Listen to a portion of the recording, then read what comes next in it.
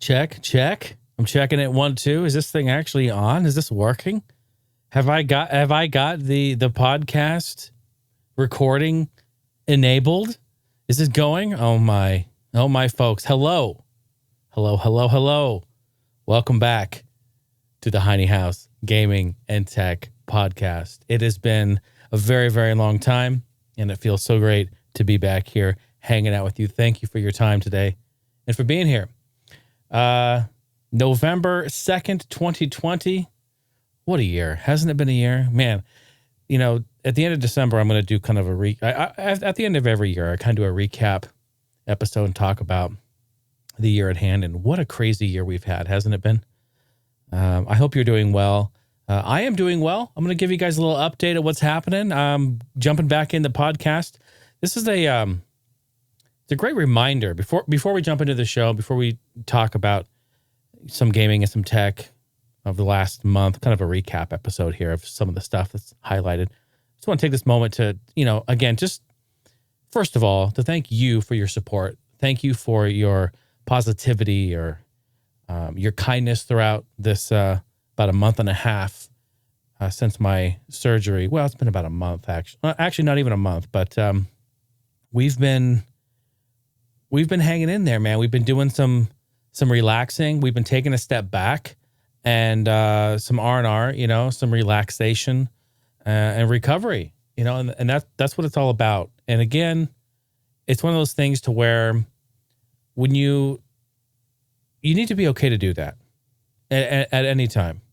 If you feel like you need to take a step back, and this is actually a huge topic. We talk about this a lot. A lot of content creators talk about this, about burnout, talking about burnout. Not that I have burnout at all. In fact, I don't, but I have in the past, definitely. And I took a year off, in fact, a whole year. But this here in this situation, it really comes down to, when you have stuff going on in your life and you feel like you need to take a step back, you just take a step back and you do it. Because, the people that care about what you do, the people that follow and support what you do, and people who have interest in what you're doing, they'll be there. And that's what you have all told me throughout the years is that, Jay, hey, do what you need to do. We'll be here when you're ready. And that feels good. And I actually take that to heart. I do believe you. I believe you so much that I don't have any problem taking a step back when I need to. And that's just what I've done, especially in this time when I had surgery on my nose. I mean, this is really the first time I've been back on camera since my surgery. And you can see it's healing up very nicely. I do have a nice, beautiful little battle scar there on my nose that I'll have. And, we talked about that. The surgeon said, hey, you're going to have a little scar on your nose. What's going to be? And you know what? I told the surgeon when we went in, I said, hey, man, is there any way you can make me look better? right before he went in to operate, I go, look, man, can you make me, if you're going to be in there, can you make me look better? And he goes, that's a pretty tall order. That's what he told me. He was fantastic. The whole thing was great. We had a no doubt I was nervous. I've been pretty open about that. I've never really had surgery before. Definitely haven't been through anything like this before. So yeah, I didn't know what to expect and was kind of nervous about the whole thing, but the whole team was great. The surgeon was awesome. All the nurses, they were fantastic. They all came in and introduced themselves. Like, it was really great. And even though this was kind of a, in probably their eyes, a small procedure, on my nose, it was a big deal, because I was thinking, oh, it's cancer. And then I was told that, oh, actually, once they got in there, they found out that there was actually a tumor in there, which they removed the tumor. And since then, I've had follow-up appointments with the surgeon and come to find out that it is not cancerous, and they got all the tumor out. So this is really, really big news. And so I've really just been laying low, trying to recover, not touching my nose, just letting it heal and, letting the stitches do their thing and letting it scab, letting it do its stuff. And it's great. Here we are kind of on the tail end. I have a couple more weeks of recovery. He says it'll probably be fully healed in another 2 weeks. So, we're looking, I keep looking at my screen over here because I can see it too. We're very close. We're getting there. But it's tough because I haven't been able to wear a COVID mask at all with this. So I've been just at home trying to stream and do some small things here and there, when I feel up to it. And I've been resting a lot and just recuperating because I want to get back 100%. And I feel like I'm on the way to do that. So I guess just before we get into the show, it's been over a month easily since we've talked. And so I just kind of want to give you a breakdown of here we are. Surgery went great.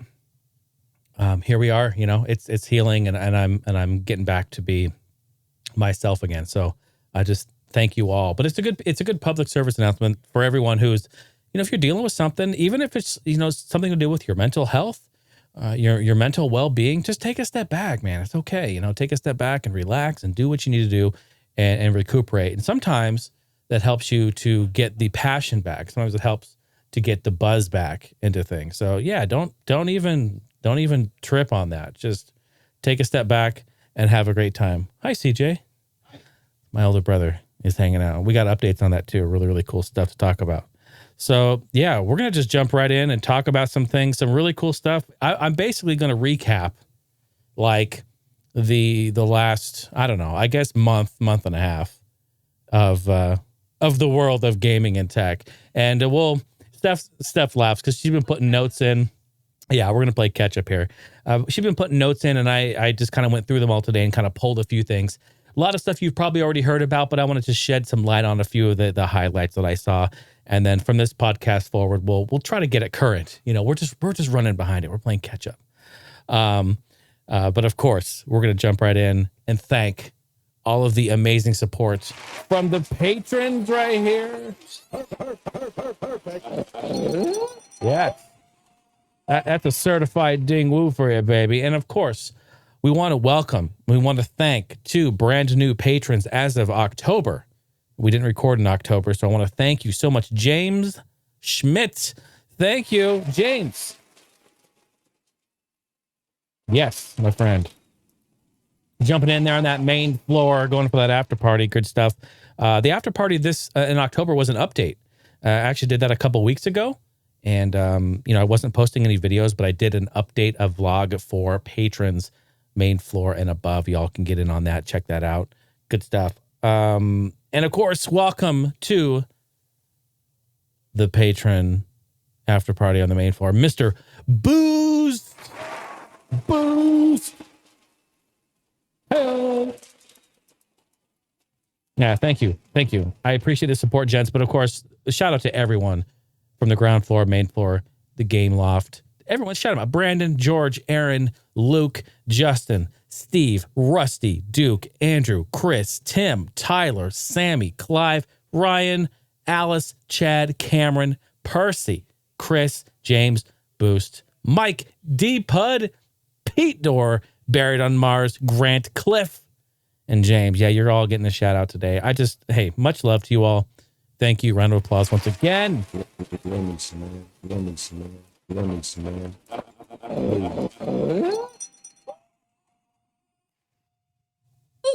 It's been a while. It feels good to hit that soundboard again. It's been a while. So let's jump in. Let's talk about some things that's been going on. First, a couple little random things. So IKEA, you guys all know IKEA. I guess they're partnering with ASUS. There's an article that came out a few weeks ago. Swedish company IKEA has announced that they're teaming up with ASUS, the Republic of Gamers division. They have a division called ROG, Republic of Gamers. It's basically their gaming-centric, gaming-oriented line. They have a division of that where they focus specifically on gaming-type peripherals. They do laptops. They do, I think, mice. They have some devices and things like that, but it's all gaming-centric. So IKEA and ASUS, Republic of Gamers, they are getting together. Division to create affordable gaming furniture accessories is what they say. Quote, affordable gaming furniture accessories with a line of around 30 products in total. This is actually pretty cool. The gaming range will be developed by IKEA Product Development Center in Shanghai. IKEA said its designers held workshops with ROG designers along with professional gamers and, quote, gaming lovers. Why didn't I get the call? To nail down the functionality needed for home gaming furniture. IKEA mentioned it would design and build affordable gaming furniture and accessories, though it didn't say exactly which products it would create. It seems likely that gaming desks, chairs, maybe storage solutions. These are just my guesses. I love IKEA, and I do have lots of IKEA, and I've had lots of IKEA furniture in the past. Now, what I like about IKEA furniture is that it's cheap, it's affordable, and it's of would say good quality. I wouldn't say it's amazing quality. I wouldn't say it's like the bottom of the barrel, but I would say that it is affordable, and I think it's priced right for what it is and the quality you get. Now, you can definitely spend a little bit more money on some of their higher end stuff.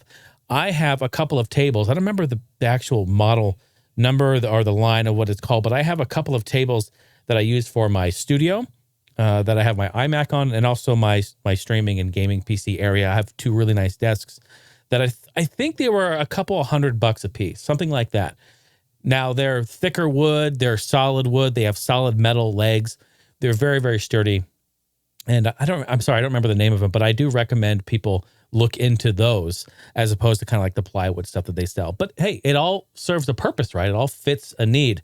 So I'm actually excited that, see, here's the thing, because I go to IKEA and I buy tables and desks and things, and I use it for my gaming and my entertainment and my content creation, right? I use it for that stuff in the studio. So if they're going to make something, if they're going to make furniture with ASUS that is specifically designed with like the gamer in mind, maybe we'll get, and hey, look, sometimes you can just argue a table's a table, right? Like I get that argument, but I think as long as they're thinking that, hey, this could be catered more towards a streamer or a YouTuber or a content creator or somebody who's into entertainment or someone who even just likes to watch like Netflix and hang back and like do something on their computer that have like a command center.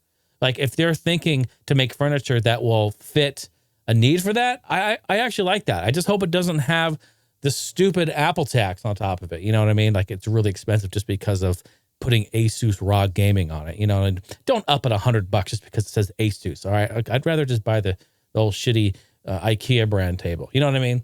There's probably going to have to be a premium on it anyway, but I don't know. I digress. Yeah. So that was just some random stuff here. So gaming stuff, Nintendo.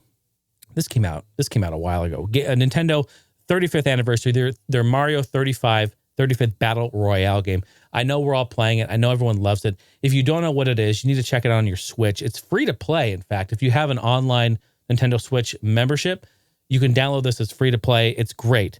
And it had launched since we last spoke. So you need to check this out. But it's a kind of a different take on BR. It's Super Mario Bros. It's the very first Super Mario Bros.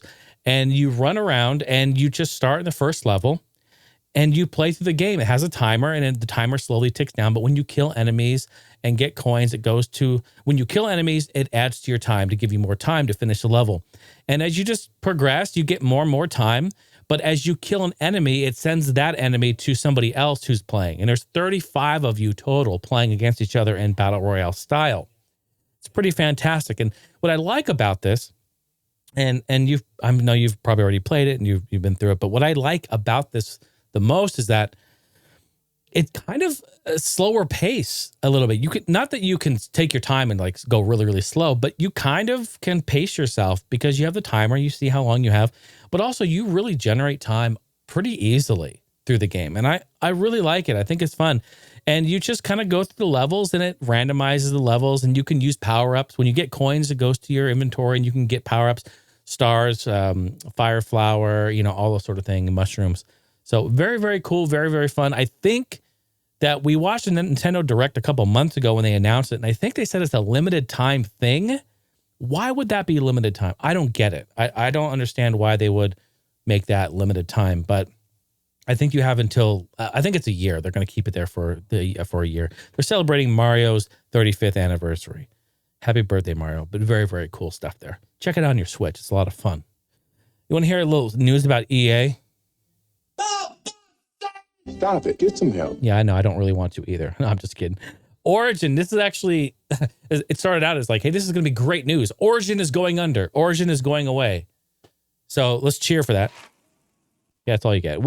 Origin sucks. I mean, let's just be honest. Origin is Electronic Arts' desktop client that is basically their game launcher. And it launched with Battlefield 4, I think, wasn't it? I think 3 used Battlelog in the browser. And then 4, I think they made it mandatory to use for Battlefield 4. But anyway, it's their launcher. You can buy and download their games and play them. It's like EA's Steam, right? But it is completely not like that at all. There's no social aspect to it. It's clunky. It's ugly. It's no one's ever liked it. And plus, everyone just hates EA in general. the modern EA anyway. So yeah, but what they're doing is they're ditching Origin. All right. They're getting rid of that completely. But what they're doing is they're revamping it. And they're calling it EA Desktop or EA Play branding. And we're not really sure. It looks like they're going to be calling it maybe EA Play or EA Desktop, one of the two. They describe their new app as the, quote, next generation PC gaming platform. Using the EA Desktop app, players can subscribe to EA's game subscription service, EA Play, and EA Play Pro. Publisher recently rebranded all of its EA Access service. Players can then download these games into their PC and play them for as long as they hold a subscription. So with the rebrand and relaunch, EA will eliminate the Origin name from its suite of products. EA Senior Vice President Michael Blank said the new EA Desktop will be faster than Origin and let players engage with their games more conveniently. All right, whatever that means. Origin, which launched in 2011, has a reputation of being slow, cumbersome. Yeah, we all know it's garbage. So anyway, that's news there. I don't know. I honestly feel that EA joining forces with Xbox, with their Game Pass service, I don't want to say it was like the nail in the coffin because they were already outlining their coffin to get in there with that. But I feel like them joining with Xbox it makes a lot of sense because Game Pass is really one of the greatest subscription services for gaming, period. It really is, for value anyway. And so with them joining forces and them acquiring all these developers and all these publishers, and they're really doing a lot, and these companies are trying. EA's trying, Bethesda was trying. They're now part of the Xbox family. These companies are trying. Uplay, Ubisoft, they're trying with their Uplay. They want everyone wants a piece of that pie. They all want their own thing for gaming, and I get that because they see the huge success of Steam. But the problem is they're not as good as Steam. They're just not as good. It's like it's really tough with these other companies going up against Netflix. Netflix is the big gun. It's the smoking gun. It's really tough to go up against them. You know what I mean? You have to offer something better, and it's tough when they have so many years on it. But I don't know, that argument, then you can have that argument as well, hey, look, Xbox Game Pass is kind of new and they're crushing it. I mean, I don't know. It's an interesting time. We knew this was coming. We had talked about this and we had seen kind of the writing on the wall from the years of companies pushing towards a more service centric model. Want to bring more of a service to you. Pay to play. That's kind of where we're at. And I don't know. There's that argument I think will last for the eternity of hey, what's the worth? What's the value of the service as opposed to paying $60 or $70 for a full release game and owning not even a physical anymore, a digital copy of the game? Does that make a lot of sense? And what's the value of that to you? It's an interesting argument. Again, I think we'll be having that till the end of time. But speaking of Xbox and their xCloud, and speaking of any other developer or publisher who wants to put their service on iOS specifically, we're talking about in this news article, it's specific to Apple and their iPad and iPhone with their iOS and their App Store terms of service.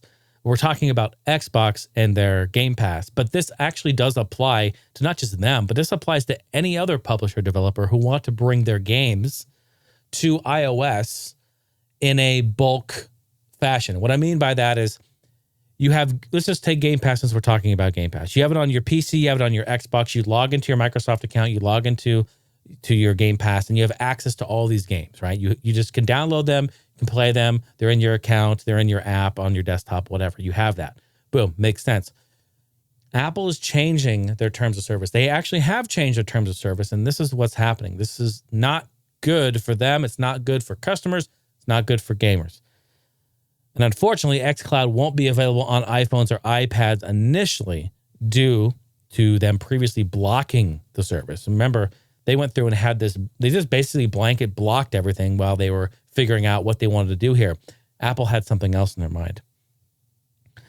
Apple did grant Microsoft and Google Stadia game streaming services to exist on iOS or iPad OS with a catch.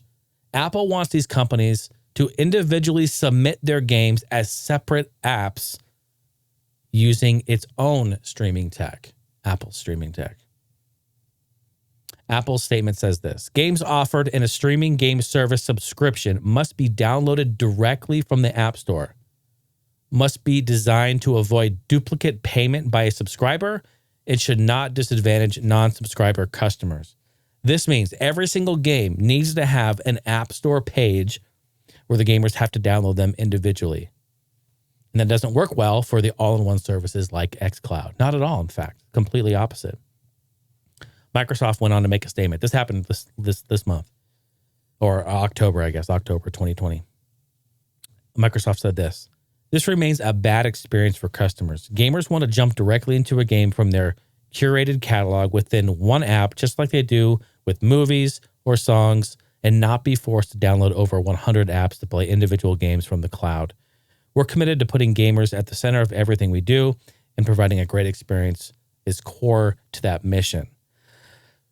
Yeah, that's a tough gig. Apple's iPad and iPhone remain major players in the smartphone community. However, they're not as big as they have always been. And that is all in part with the iPhone not really changing a whole lot over the last 5, 6, maybe years, but also their price hike. Remember that iPhone 10, 10R, 10X? I think it was like, what, $1,400 or something? I mean, you have to understand that, dropping $1,000 or $1,400 on a smartphone, and especially on an iPhone that really hasn't changed a whole lot, that's a tough pill to swallow. I mean, let's be real. I mean, I have an iPhone. I've had Apple since they came out, since day one. All right, I've been with Apple.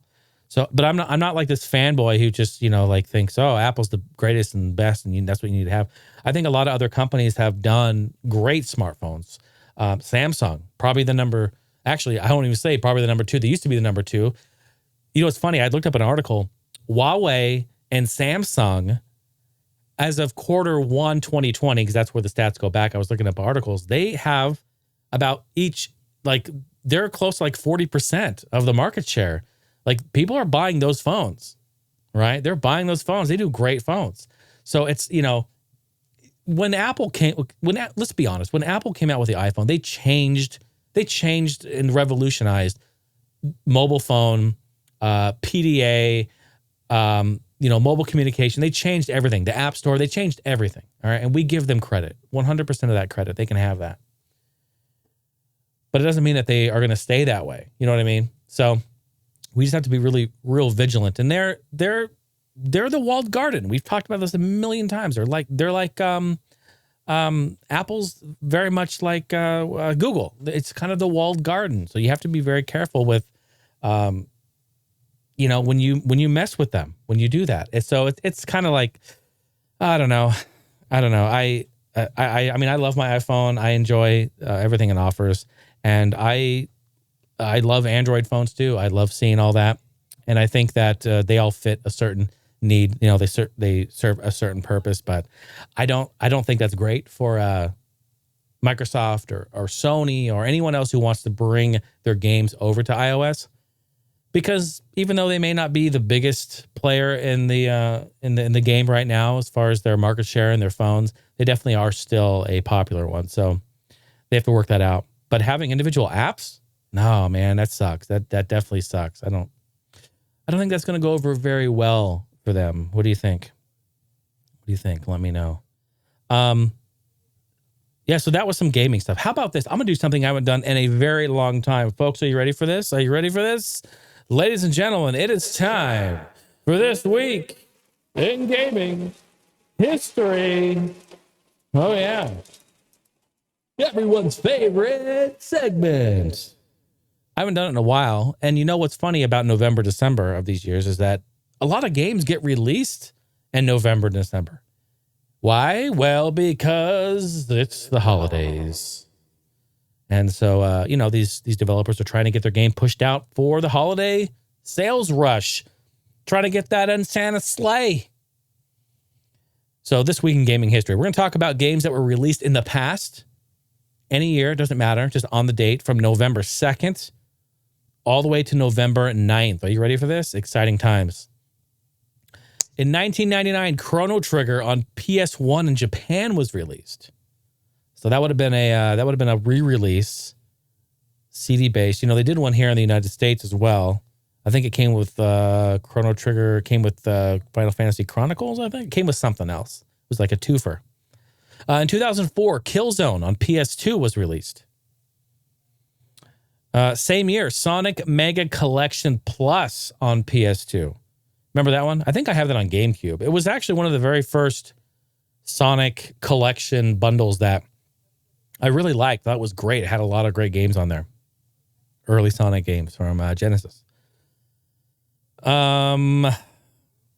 2000 and... Oh, I don't have the year. I forgot to put the year. I was just too excited. Way too excited. GoldenEye 007 on Wii. This probably would have been 20... What do you want to say? 2010? I think it was 2010, actually. So 2010, GoldenEye 007 on Wii. Remember that? Super hyped.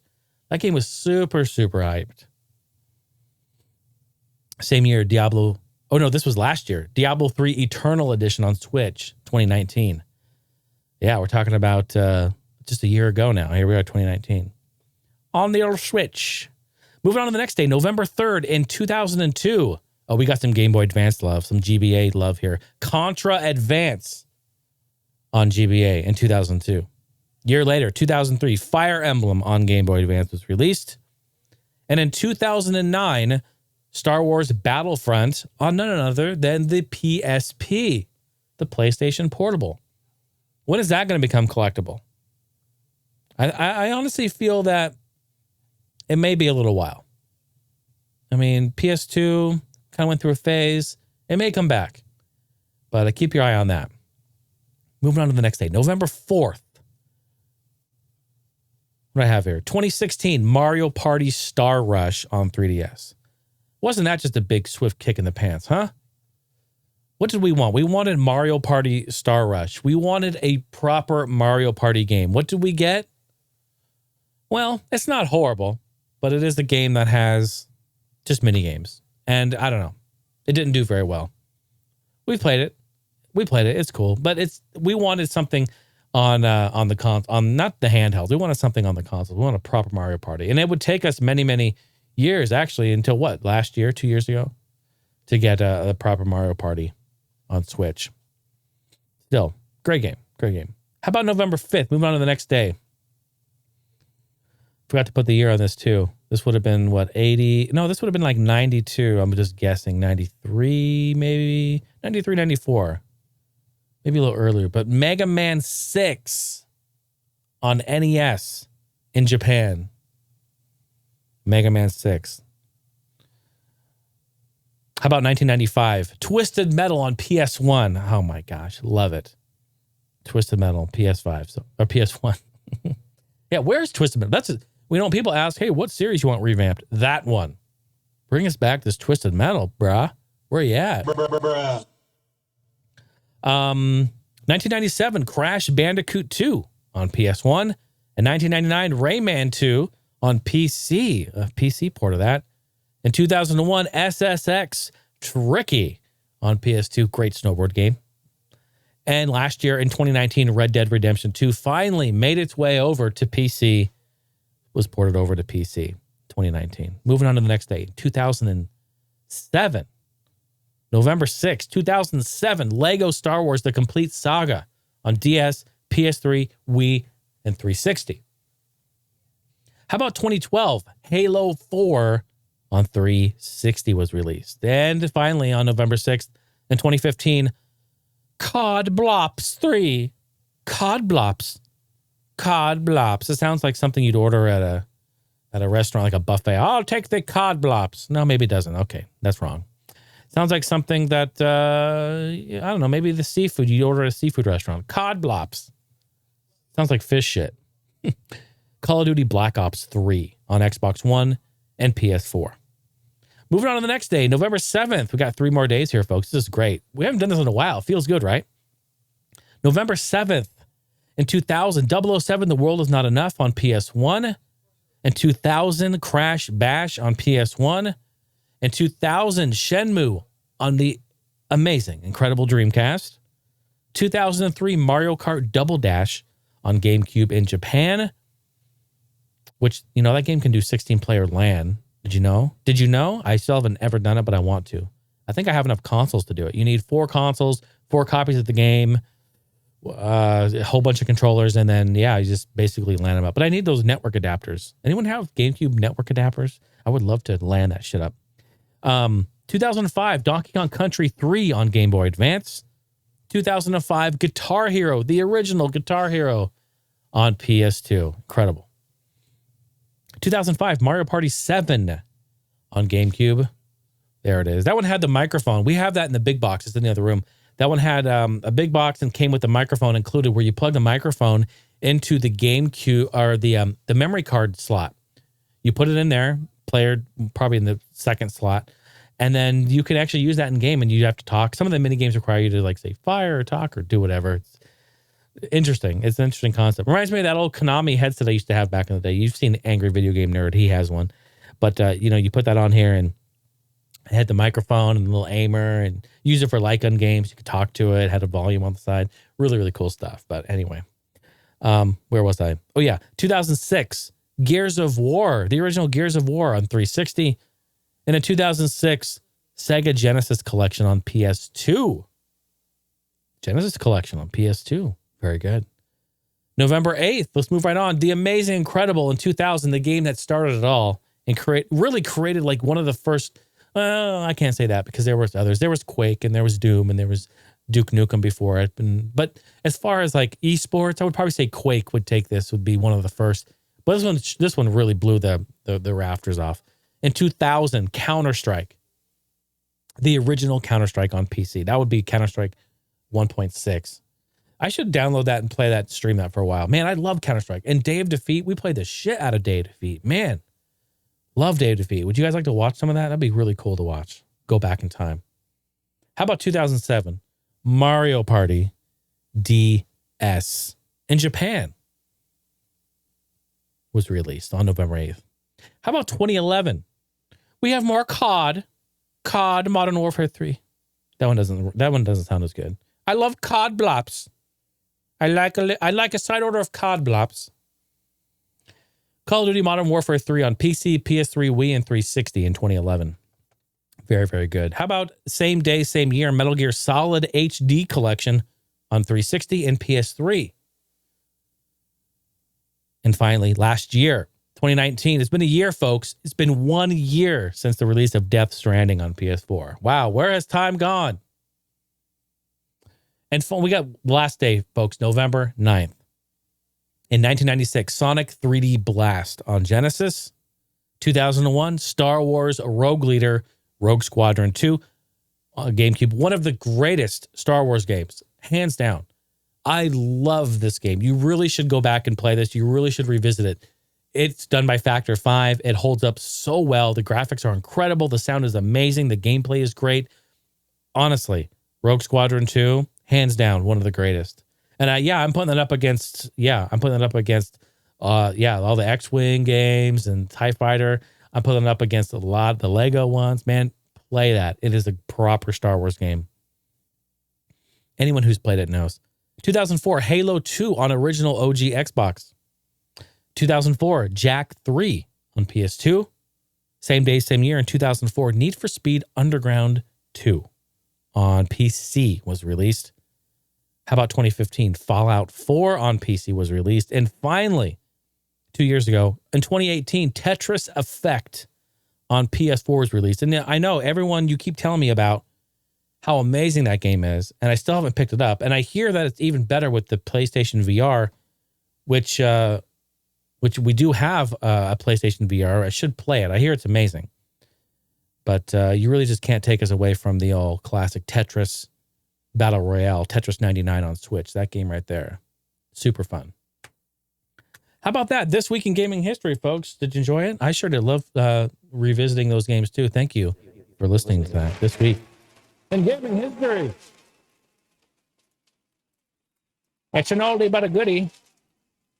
That's right. How about some tech news? Let's talk a little bit about tech. It's been a little while. So, okay, Microsoft is doing some crazy things. They're taking data servers and they're dunking them in the bottom of the ocean. Yeah, it's real. It's real, son. Microsoft sinks a data center in the bottom of the ocean. Back in 2018, Microsoft sunk an entire data center to the bottom of the Scottish Sea, plunging 864 servers, 27.6 petabytes of storage. They put that 117 feet deep into the ocean. And today, this was last month, the company has reported that its latest experiment was a success, revealing that its findings, they show that the idea of an underwater data center is actually a pretty good one. So, why are they doing this? Well, let's think about this for a second. Let's talk about this. So, on land, data centers can run into issues like corrosion from oxygen, humidity, different controlling shifts in temperatures. But in the water, underground, in an airtight environment with tight temperature controls, they find that they have far fewer issues happening with their servers. This is very interesting. The benefits of sinking a data center under the ocean seems to have big benefits. Failure rate is down as opposed to land data centers. So a dramatic improvement there. The lower failure rate is important, given that it's much harder. Yeah, it's a good thing that the failure rate is a lot lower because it is sunk at the bottom of the ocean. They basically put it in a big container, airtight container, and down it goes. So Microsoft has been doing this actually for a while. For 5 years, they've been experimenting with this idea. They did a proof of concept. In 2015, they sank a smaller data center off the coast of California, and it went well. So now they are doing bigger and better and trying to sink these data centers down here. Now, if only Nintendo can figure out how they can limit the lag for my Switch online gaming services when I'm playing. I get lag in Clubhouse. I get lag in Super Nintendo Online. I get lag here and there. Well, as soon as they can figure that out, that would be great because for some weird, odd, strange reason, Microsoft are able to sync data centers to the bottom of the sea and still somehow communicate it through the water and through the massive, thick, airtight seal. I have a picture of it. You want to see a picture of this thing? I got a picture of this thing. Look at this. There's the container that they sunk it in. I mean, you know, why can't I get lag-free gaming? All right? What's going on? You know, get some help. Get some help. That's what I really need here. I mean, that's cool. That's pretty cool. I feel like, well, you know, one thing is for sure, folks, we have a lot of room in the ocean, don't we? There's a lot of space out there. There's more ocean than there is land. Shit. So if they can sink some data centers. All I want is fiber. Just bring us fiber. Please. We need this. We need high-speed fiber internet. Speaking of fiber, it's a great segue. You like that? Great tech segue. Google Fiber is to offer 2 gigabits per second download speeds coming soon. Yeah, they're going to offer 2 gigabytes down. GBs, baby. 2, not 1, 2. Yeah, it's really going to be happening. Double the internet speed on their download. Starting later this year, the company announced this week, the new plan will cost $100 a month. That's $30 more than what the current plan is. Now, the current plan is, 60? And it will do 1 gigabyte down and 1 gigabyte up.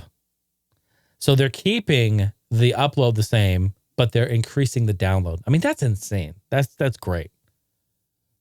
We need that. We need that here at the Heine House Studios. With a new plan, Google says it will provide customers with an unspecified new Wi-Fi 6 router and a mesh extender to make it available for the new speeds.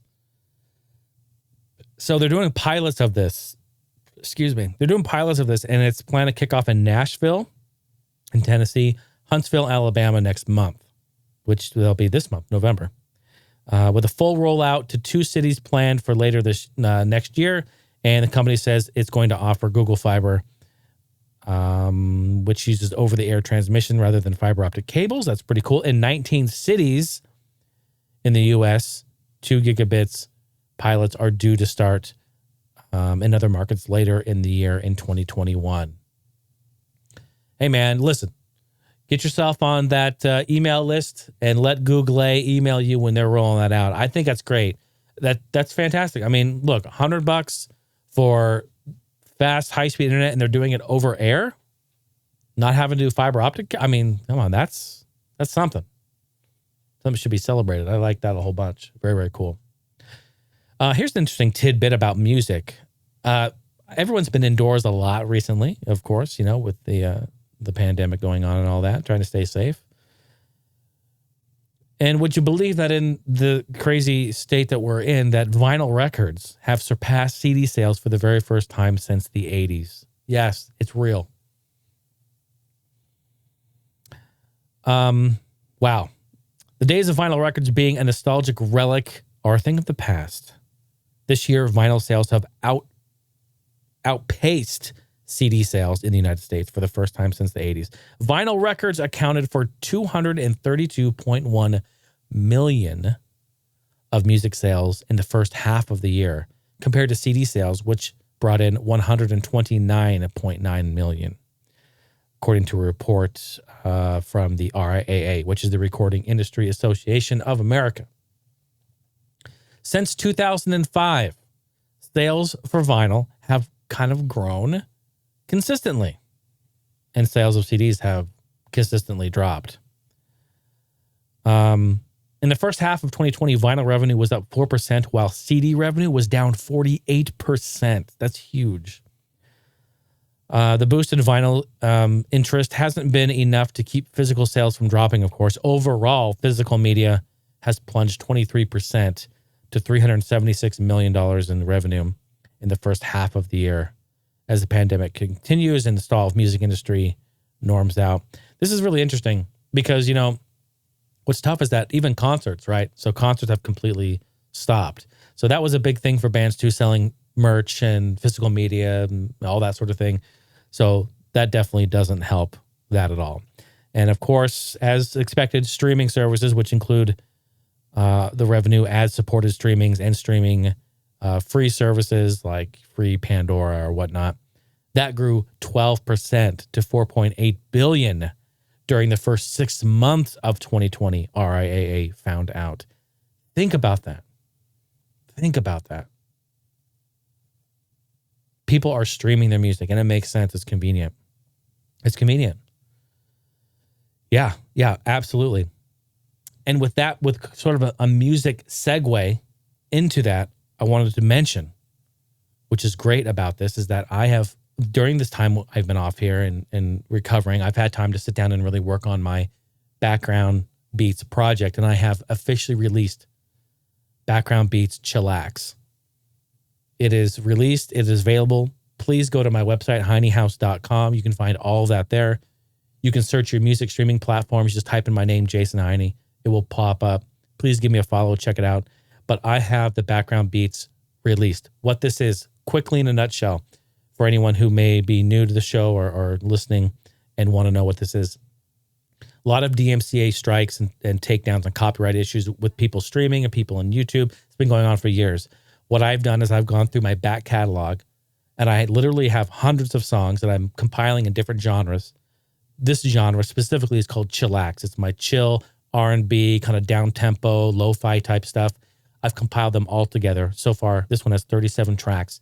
I've uploaded them to my website, to the streaming platforms. They're available worldwide too, and I'm uploading them completely royalty-free to you guys. You can download them from my website. You can stream them off Spotify or Apple. You can do whatever you want with them. Take them, use them, play them in your streams and your pre-show and your post-show, maybe in the background when you're streaming. Use them in your YouTube videos. You need background music. This is your background music. There will be no copyright strikes. You will have zero issues with any of that because I own the rights. Jason Heine. I own them. So I am saying, because I own them, I'm releasing them free to you guys. Go check them out. you absolutely can use those. And I think that's great because we're living in crazy times when this stuff is needed. This stuff is needed. And number one, it's a win-win for all of us. One, you guys get to use this music and it helps you out greatly. I mean, people have been writing in and telling me, so they're like, yeah, we're streaming it on our live streams. It's great. People have been asking about it. We send the links. It's like, it helps everyone out. It's share it, let your friends know about it. But also I get to release the stuff that I've been sitting on for years and years and years. And so it's great for me. Fantastic. So absolutely love it. So I wanted to just show you guys real quick. If we go into, I'm going to just pull up my site here real quick and I'll show you guys. And here, look at this. I'm going to just do it real time. I'll just pull it right up here. You pop on my keyboard. You just go to here. We'll just do it right here on Spotify. You're on Spotify. You just type in my own name here. Jason Heine, who's that big sexy guy right there? There he is. Boom. Pop it open. Takes you right to my page. Here I am. Give me a follow, by the way. Give me a follow. Say hi. Say hi. Water's good. Here's my popular releases. They're all here. Check out the background beats. There it is. Hot Shot Racing. That came out as well. But you can also scroll on down here and check out my playlists. I have my artist playlist. You can go through and scroll through. We'd love for you to check that all out. But here it is. Background beats. Give it a whirl. Check it out. We have all this great stuff. Swinging on Love instrumental. Let me turn this down.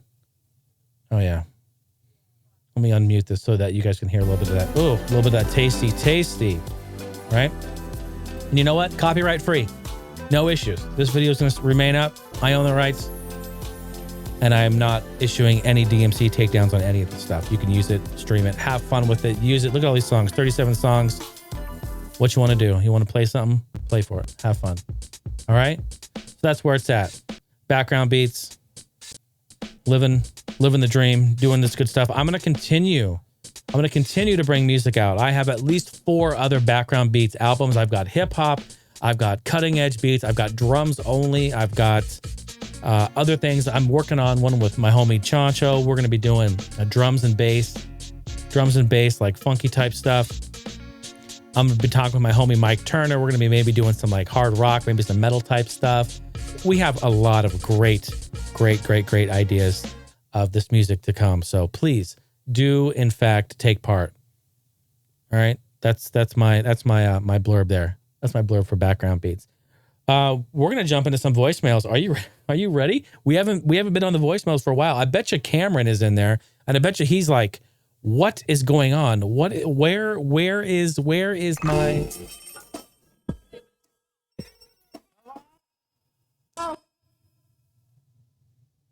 What happened to it? Did it die? Did it panic?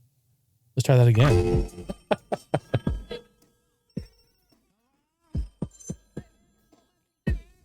Hello? You've got voicemail. Absolutely. You can give me a call on the Heine House hotline and we can talk about whatever it is that you like. And I would love to hear from you. It's been a fresh hot minute since we've talked. So I would love to see how you're doing. I would love to talk, love to see what's going on. And if there's anything in the show that I talked about that you wanted to add in, chime in, give me your 2 cents, I would love to hear it.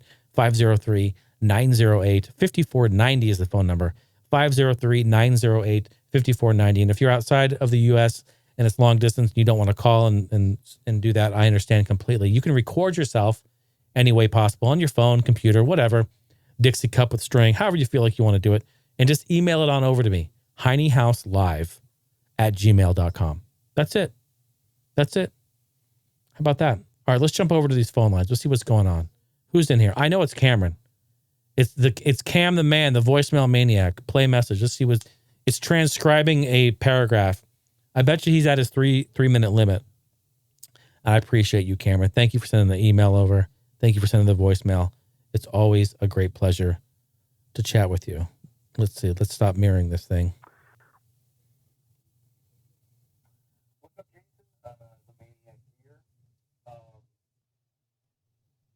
Here we go.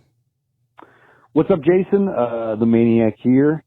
And of course, I just texted you to do this voicemail instead of the last one I left. I was kind of heated and was a little bitchy about the topic. But anyway, it's a topic that we all know about. It's reselling.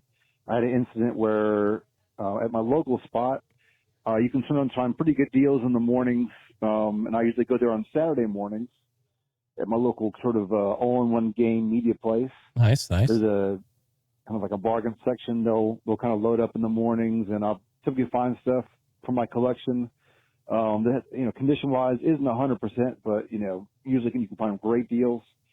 So anyway, there's this guy that's been showing up before I get there, and what he does is he brings a duffel bag with him and takes everything of value from that section, looks it up, and then I'm assuming resells it.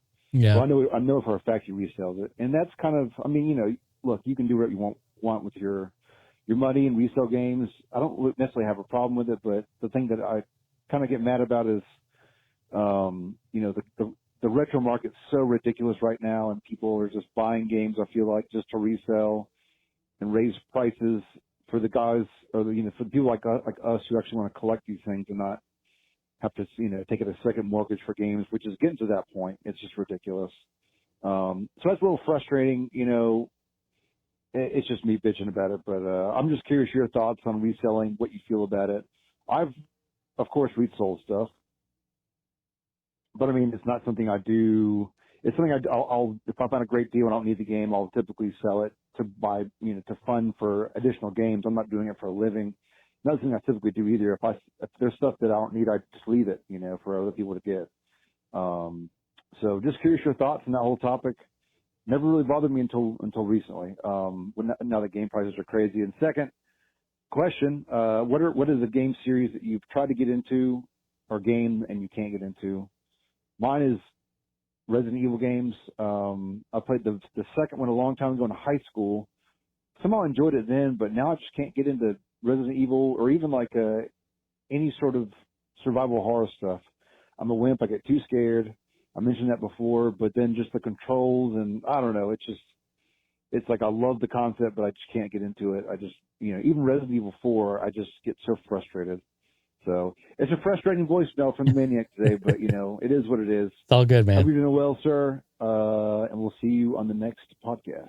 Thank you, Cameron. No, I appreciate the voicemail. So here's huge topic. We could spend an hour talking about this. I'm not going to, but I will say, so what you're fighting with internally is you're fighting with your internal morals. And you're saying to yourself, well, what is morally right and morally acceptable in my mind, as opposed to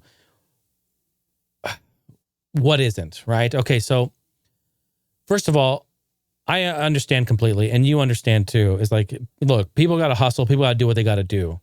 There's a difference between when you're morally thinking about this as like, I'm a gamer, I like games, I play games, I collect games, I enjoy these games. I like to grab these games, open them up, look at them, smell them, touch them, play with them, okay? You're looking at a reseller as that's no more than a product to resell to make money. They're not a gamer at all, in fact. Maybe some cases they're not. So that upsets you, that frustrates you, and so that morally is not acceptable to you. And I understand that. I can understand that completely.